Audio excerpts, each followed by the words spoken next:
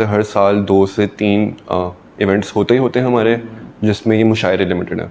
Workshops भी होती हैं हमारी। अब तो इनफैक्ट इस साल I had the chance of curating an exhibition at the British Council as well with 4 artists, so that was really nice.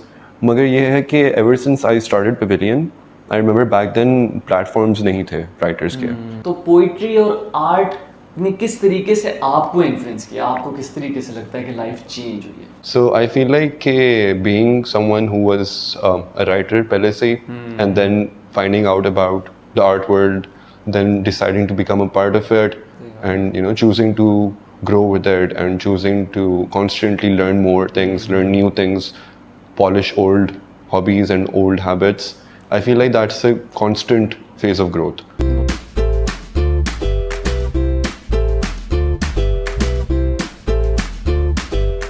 Assalamualaikum ख़वातीन और हज़रात, welcome back to a brand new episode of the local podcast. This is your host Ragib, और आज जो हमारे साथ guest मौजूद हैं, a very young talent. Medical से इनका सफ़र जो आर्ट्स में तब्दील हुआ है, वो एक आर्ट डायरेक्टर भी हैं, क्रिएटिव डायरेक्टर भी हैं, उसके साथ साथ एक आर्किटेक्ट भी हैं। पेविलियन जो कि पोइट्स का एक इंस्टीट्यूशन है, वो भी रन कर रहे हैं। तो please welcome, we have Naufal Umar with us. Thank you so much Naufal भाई for taking our time and coming to the local podcast. Thank you, Rakib, for having me. No problem, Naufal भाई। Starting off with your journey actually, you were born and raised in Kuwait. That's right. तो फिर Pakistan move कब हुए, क्यों हुए, पहले थोड़ा इसके बारे में। So I moved to Pakistan about 10 years ago. Initially ये था कि मेरे dad was starting his own work यहाँ पे. He got like an office in Blue Mall on MM Alam. He's a graphic designer from NCA. So he started that off. That didn't work out. So he went back. But तब तक मैंने यहाँ पे अपना first year शुरू कर दिया हुआ था Garrison में, right? फिर से first year शुरू कर दिया था. So we just decided to stick here, and future के लिए हमने वैसे भी आना था further education के लिए. So I've been here since then. I've been living my life. शुरू में ये started with pre-medical. That's right. आपकी initial education थी. तो pre-medical से shift क्यों आया arts में? So growing up as a kid, Kuwait में I didn't really have a lot of exposure to art कह लो. I didn't know कि artist होना या visual artist होना and so on. What does that mean? So for me in my head, it was always like there is certain departments, जिस तरह engineering हो गई, CS हो गया, medical हो गया. And I was always fascinated by जो rappers होते हैं ना, English rappers कह रहे हैं आप, तो उनके होते थे वो ग्रिल्स दांतों के, अगर आपको पता हो। मुझे वो डिज़ाइन करना था। अच्छा। मुझे था कि शायद आपको वो करने के लिए, क्योंकि दांतों से लेना देना है, आपको डेंटिस्ट बनना पड़ता है, राइट? तो आई वाज लाइक कि प्री मेड करूँगा, डेंटिस्ट बनूंगा, ग्रिल्स डिज़ाइन करूँगा। But then I moved here and वो एक कल्चरल शॉक तो मिला ही मिला, थोड़ा बड़ा भी हो गया, बचपना ख़त्म होना शुरू हुआ। तब रियलाइज़ हुआ कि अच्छा you can do that through other mediums as well. You don't have to be a dentist for it. So वो जब मैंने देखा इधर आके कि अच्छा और भी इतनी ज़्यादा fields हैं education wise and work wise, थोड़ा टाइम लगाया, सोचा, इधर उधर घूमा, इधर उधर कह लो सर मारा, and eventually I decided कि let's go for architecture. Oh nice. तो फिर architecture क्यों choose किया आपने basically? I've always been fascinated with our spatial movement, our interaction with our surroundings. And initially I started this thing called Pavilion, जिसमें मैं मुशायरे करवाता था। तो उसमें ये एलिमेंट आर्किटेक्चर वाला ऑलरेडी था। अच्छा। क्योंकि मुझे एक स्पेस मिल जाती थी किसी से और मुझे उसको डिज़ाइन करना पड़ता था। ऑडियंस ने कहाँ बैठना है, परफॉर्मर कहाँ पे मूव अराउंड कर सकता है, कैसे ऑडियंस के साथ इंटरेक्ट करेगा, लाइट हो गई, साउंड हो गया।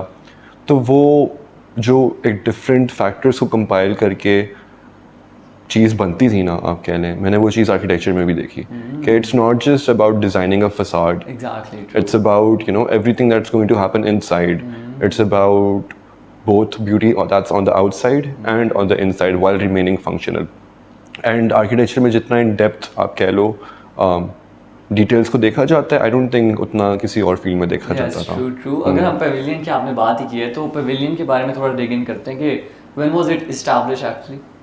Pavilion was established, I believe, in 2019, I'm going to say. I think it's been 5 or 6 years now, yeah. तो 2019 तो साथ ही कोविड, तो how did you deal with things? No, I think then 2018 था probably, 2018, 2017, yeah. So, COVID maybe I think I was designing workshops because it's not really like I have employees or something. It's something that I've been doing myself. I did have a lot of friends helping out initially. जब मैंने start किया था आप कह लें, so they would help out with graphic work, they would help with marketing, they would get the word out. But as life grew, they went apart. कोई कहीं चला गया, कोई बाहर चला गया, कोई किसी और फील्ड में चला गया, तो उनको टाइम नहीं होता था. तो आहिस्ता आहिस्ता करके it was just me. तो बैठ के बिजनेस डेवलपमेंट करना, लोगों को रीच आउट करना, उनके साथ फिर प्लान डिस्कस करना, फिर उस डिज़ाइन करना, ऑडियंस को घेरना, all that stuff it takes a lot of time. सही बात है. तो आपने पेविलियन शुरू किया, इट्स लाइक अदबी बैठक है बेसिकली पोइट्स की और सब कुछ ऐसे ही है ना? Pretty much, yeah. It's a platform for writers, I would say, for poets more significantly than other writers. तो आपका इंटरेस्ट नहीं हुआ राइटिंग की तरफ आने का, पोइट्री या कुछ इस तरह का? Oh, मैं बचपन से लिखता आ रहा हूँ. In fact, I think I've not skipped writing a single day since I was 12. मैं रोज लिखता हूँ. Yeah. So ये है कि अब मैं उस तरह से शेयर नहीं करता अपना काम. मैं उसको कंपाइल ज़्यादा कर रहा हूँ कि अच्छा कल को एक ही बारी बुक निकालेंगे और समथिंग. बट या आई स्टिल डू राइट. अब ये होता है कि अपने इवेंट्स पे आई डोंट लाइक परफॉर्मिंग, वो थोड़ा सा ना मॉरली इनकरेक्ट लगता है मुझे कि यार अपने इवेंट मैंने करवा दिया और खुद ही होस्ट हूँ और खुद ही सब, that it just doesn't feel right. तो पेविलियन में कितने इवेंट्स हो गए हैं पोइट्री के, किस तरह से लिटरेचर फैल रहा है, कुछ उस पर में है? आई वुड से पेविलियन के काफ़ी लिमिटेड इवेंट्स हुए हैं कंसिडरिंग कि it's been around for a while now. But काफ़ी ज़्यादा हो भी गए हैं. वुड से हर साल 2 से 3 इवेंट्स होते ही होते हैं हमारे, जिसमें ये मुशायरे लिमिटेड है. वर्कशॉप्स भी होती हैं हमारी. अब तो इनफैक्ट इस साल I had the chance of curating an exhibition at the British Council as well with 4 artists. So that was really nice. मगर ये है कि ever since I started Pavilion, I remember back then platforms नहीं थे writers के. And since then I have seen so many other platforms emerge as well and I love that. पता है कि there's other places where people are allowed or people are given the chance to display their work, to perform, even if it's just an open mic, वरना पहले आज से अगर हम 5-6 साल पहले चले जाएं तो ये कल्चर नहीं था. ये स्पेसेस तब भी एग्जिस्ट करती थी, ये कल्चर नहीं था. सही बात है. अब वो कल्चर डेवलप हो गया हुआ है. So it's more about growing together as a community than it is कि अच्छा यार सिर्फ मैं ही कर रहा हूँ, लाइक नहीं क्यों. अच्छा, आप एक आर्टिस्ट भी रह चुके हैं और फिर आपका पोइट्री से भी लेना देना है, तो how do you think art and poetry is similar, different है, रिलेटेड है, किस तरीके से, क्योंकि दोनों ही फॉर्म ऑफ एक्सप्रेशन तो हैं? जी. So I remember first year में जब हम ISE में थे ना, I remember this one conversation we had with our teachers, this one class. I am not sure what it was called, but या उसमें हमें ना ये सवाल पूछा गया था कि आर्टिस्ट क्या होता है, right? What does it mean to be an artist? कि अगर आपके पास कोई स्किल है, does that mean you're an artist? अगर आप पेंटिंग अच्छी कर लेते हैं, अगर आप फोटोग्राफी अच्छी कर लेते हैं, does that mean you're an artist? और इज़ इट कि आपकी जो रियलाइजेशन है ना, आपकी जो एक कॉन्शियस डिसीजन है किसी चीज़ को करने की, does that make you an artist? And final जो हम लोग कह रहे ना बात पे पहुंचे थे, वो यही था कि जो इंसान किसी इंटेंशन के साथ कॉन्शियसली कोई चीज़ परफॉर्म कर रहा है ना, वो इंसान आर्टिस्ट होता है. तो आई वुड से writing has been the oldest form of both expression and communication. तो अगर मैं राइटिंग यूज़ कर रहा हूँ कम्युनिकेशन पर्पसेस के लिए सिर्फ, तो फिर तो मैं पोइट ना हुआ, ठीक है, फिर तो मैं मार्केटिंग कर रहा हूँ. But at the same time अगर मैं राइटिंग यूज़ कर रहा हूँ एक सेल्फ एक्सप्रेशन के लिए या कोई वैसे एक्सप्रेशन के लिए, तो फिर यस, फिर I would consider my self a poet. So I do believe कि writing has been one of the oldest forms of art. True. तो how do you think the poetry of future evolving और pavilion को साथ साथ लेके चलना, किस तरीके से future देख रहे हैं आप? I'm hoping कि I can figure out some way जिसमें मैं pavilion को corporate जो कहते हैं ना entities, उनमें किसी तरह से mix along कर सकूँ, कि शायद workshops हम करवाएं या उनकी spaces में, उनकी buildings के अंदर जो प्लाजे हो गए, उधर मैं इस तरह के पोइट्री सेटल्स रखवा सकूं, ताकि जो वहाँ पे 9 to 5 करने वाले बेचारे बैठे हैं उनको थोड़ा टाइम ना सांस लेने के लिए मिले. Because I think and as much as I asked around, हर कोई ना मुझे ये कहता है कि यार मैं भी लिखता था. किसी से भी, मैं किसी को भी अगर बताऊँ ना कि यार आई एम ए राइटर, अच्छा यार मैं भी बचपन में लिखा करता. सही बात है, सारे ऐसे बताता नहीं था किसी को पढ़ाया नहीं, सुनाया नहीं. And I completely agree with that. I think there is a writer in all of us. True. Whether that's a good one or a bad one is a completely different thing. It's a completely different discussion. But I think we all have that personal need to write down our thoughts and our feelings. So उस तरह की opportunities देना लोगों को, उस track पे वापस लाना लोगों को, that's one thing I hope to do. Whereas अगर मैं बात करूँ कि how do I see poetry evolving, I feel like कि हर time की अपनी एक art movement होती है और वो movement decide करती है कि दुनिया में किस तरह से राइटिंग का स्टाइल चलेगा. जिस तरह से अगर हम आज से 2-3 साल पीछे चले जाएं तो रूपी कौर आई थी, सही बात है. ठीक है, she came like a wave, और उसने ना वो एक एलिमेंट निकाला जिसमें शॉर्ट पोइम्स होती थी, जो उस टाइम के जनरेशन के लोग हैं, हमारी जनरेशन के लोग हैं, उनके लिए रूपी Kaur became a really big thing. सही बात है. ट्रू. बट जो राइटर्स हैं ना, या जो आर्ट्स के लोग हैं, उनको पता था कि यार बहुत पहले हाइकूज लिखी जाती थी. That was a completely different culture, very different language, but it was the same structure. आपके पास 4 lines हैं, क्या 12 words हैं, और उसमें आपकी poem complete हो गई है. ऐसे ही है. So रूपी कौर का style was not much different than that. So I'm not sure आज से 5 साल बाद या से 10 साल बाद क्या हो रहा होगा राइटिंग की दुनिया में, but I do hope कि जो भी हो रहा होगा I can keep up with it and I can be a part of it as well. जरूर क्यों नहीं. अच्छा, टॉकिंग अबाउट योर हॉबीज, आपकी एक फोटोग्राफी भी हॉबी थी, ऐसी है ना? It still is, I would say it still is. I don't practice it as much क्योंकि मेरा फ़ोन बहुत फजूल सा है.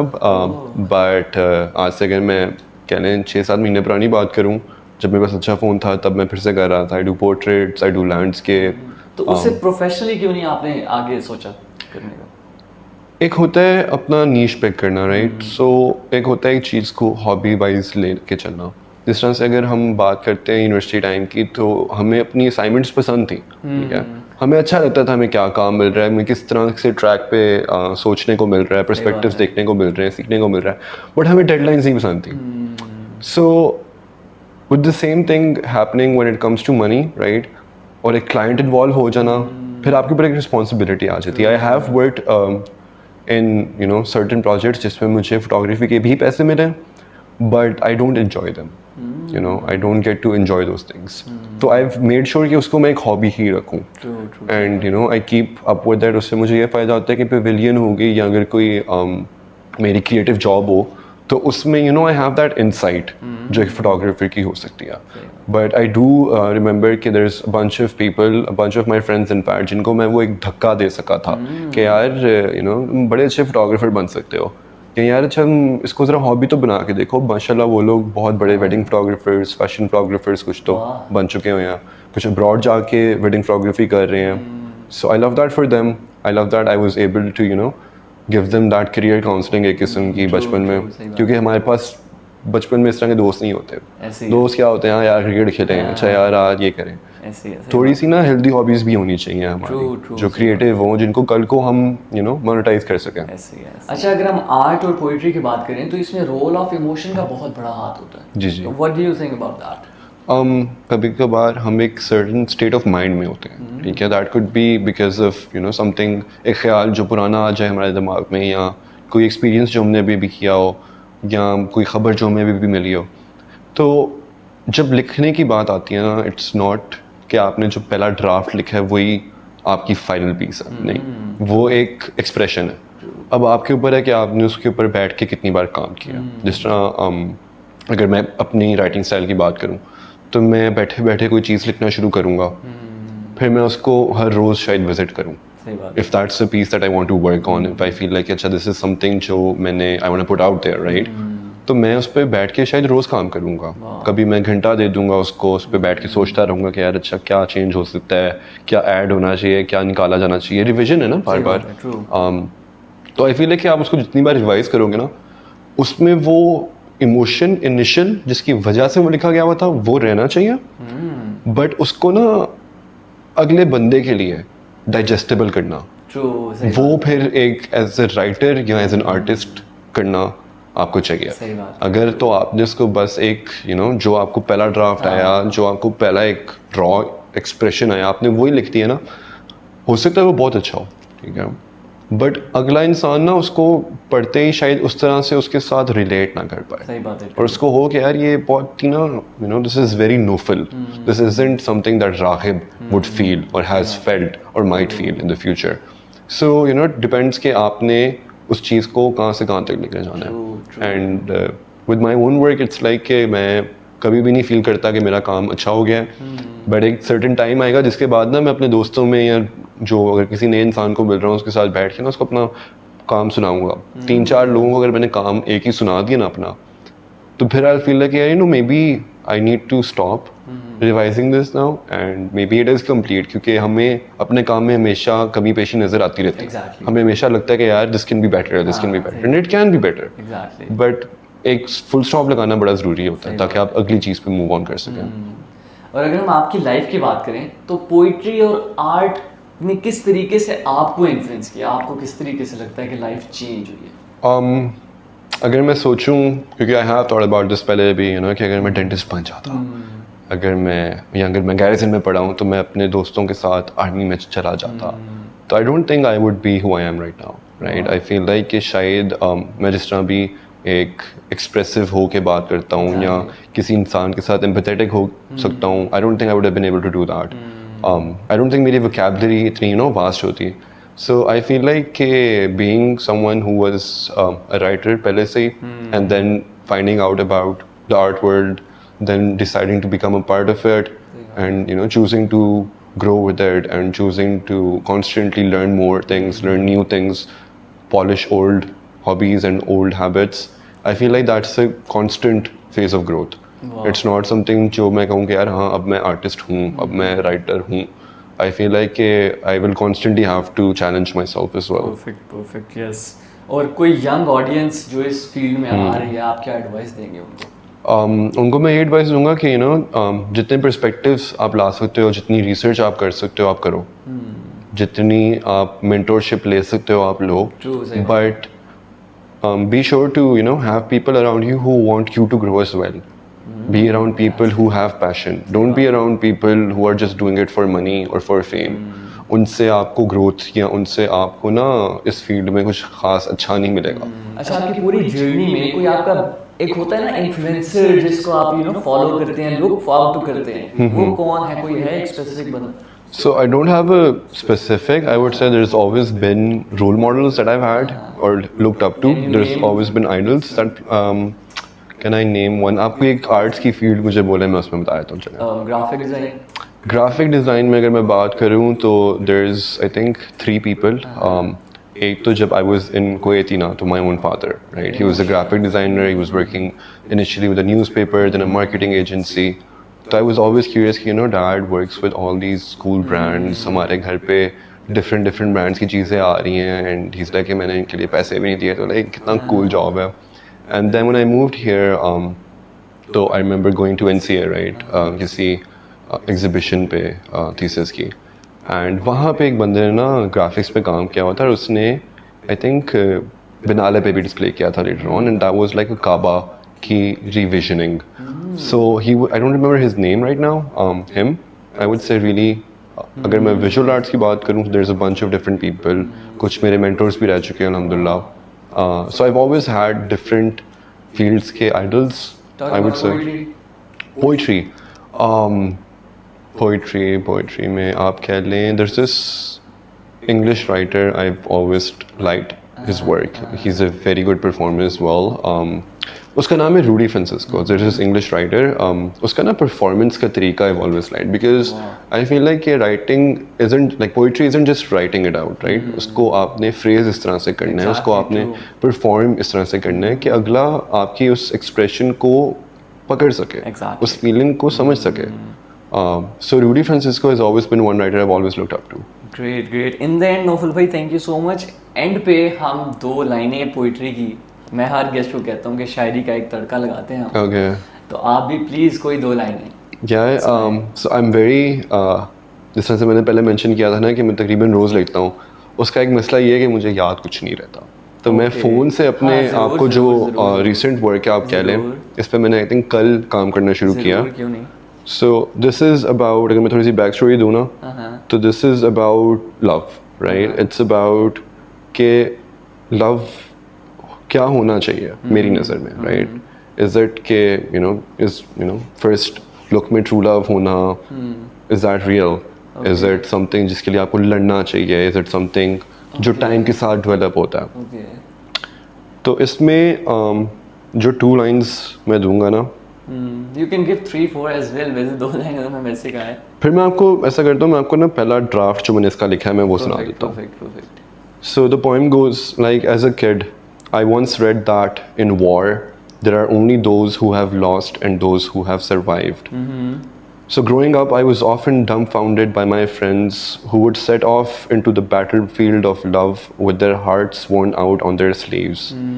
I have seen them die more times than their proclaimed I love yous.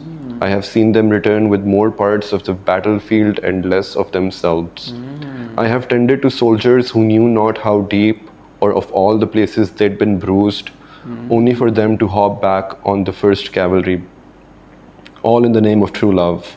How deluded must humans be to not realize that they often mistake true love with obsession. Your need of the other person is no more than a cry for power. Your true love is nothing more than a social construct fed to you from the shit media you consume. Love has always meant gratitude. So this is something that's still in working, still needs to grow further. Brilliantly written, Naufal bhai. Brilliant. Thank you. Thank you so much, Naufal bhai, for taking our time. बहुत शुक्रिया आपने time No, again, Raghib, thank you for having me. No It was problem. lovely being here. उम्मीद करता हूँ जी आप लोगों को भी ये एपिसोड पसंद आया होगा. पसंद आया तो लाइक करें, कमेंट करें, आगे शेयर करें और चैनल को लाजमी सब्सक्राइब करें. Stay tuned for the next episode. Take care. Allah Hafiz. Allah Hafiz.